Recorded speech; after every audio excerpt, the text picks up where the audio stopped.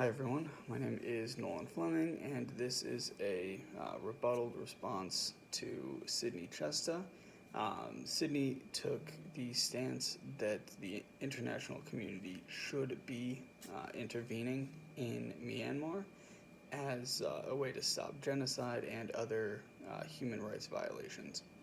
So, Sydney starts her argument by stating that the previous democratic regime recognized the authority of the International Court of Justice and other international institutions, and that the previous democratic regime would have reacted differently to outlined provisions than the current military regime will.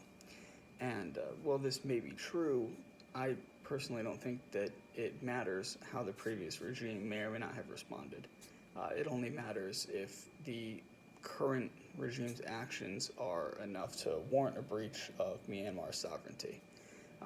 Economic sanctions on the state are likely to be unimpactful and perhaps even further damage the lives of Myanmar citizens, which really leaves the only option as force to stop the atrocities that are occurring within the state.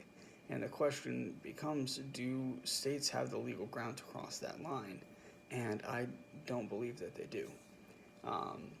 Sydney also makes the argument that experts have determined that the current military regime is the strongest force against Myanmar's democratic development. And of course they are. They just overthrew the previous democratic regime. But the international community cannot create democracy simply on the basis of wishing that democracy were in place.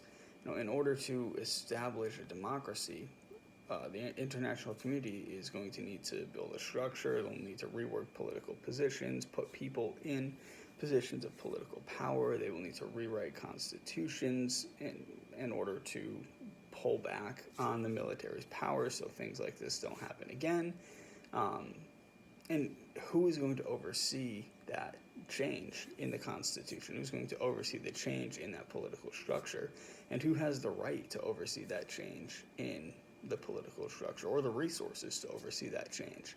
The people of Myanmar may have shown with the democratic victory in their election that they are pro-democracy, but that doesn't mean that the international community has the right to grant that to them, or that the international community even has the resources to put a strong and capable democracy in place in order to protect and better their lives. Sydney also outlines the intent to restore the previous democratic regime in the name of human rights. But the issue that I take with that is that these atrocities with the Rohingya have been happening since 2018, which includes under the watch of the democratic regime. And of course, you can make an argument that the previous democratic regime really didn't have a ton of power because so much power was retained by the military. So you could discuss how that prevented that regime from really being able to create change, and how that could be different under a reestablishment. However, they still have to be held liable for the events that occurred. So once democracy is successfully restored and the previous regime is back in power, then what?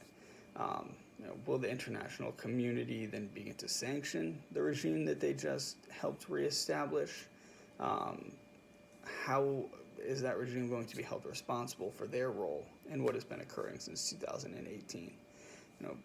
Implementing sanctions like that on a newly restored democracy that was ousted could tear that democracy back down before the international community even knows what's happening.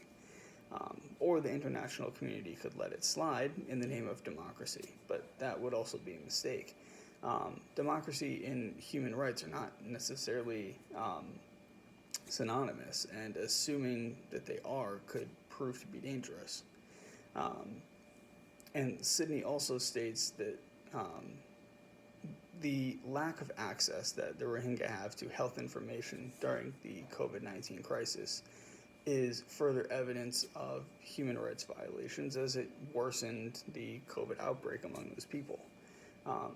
But denying access to information itself or rejecting information is not necessarily a human rights violation.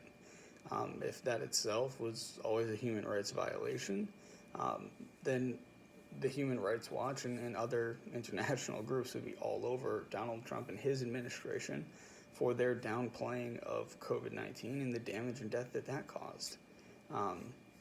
All in all, the issue is not whether or not the events that are taking place in Myanmar are atrocities. They are. They are disgusting, and the issue is whether or not states have the right to intervene legally in the best interest of the Myanmar people. I simply don't see a path inside Sydney's argument where the people of Myanmar have their lives bettered without years and years of force on the ground. Now, we have seen how well years and years of force on the ground have worked in places like Iraq and Afghanistan, and while the Myanmar people do deserve relief from their suffering, forcible intervention at this point does not seem like a reliable option to do that.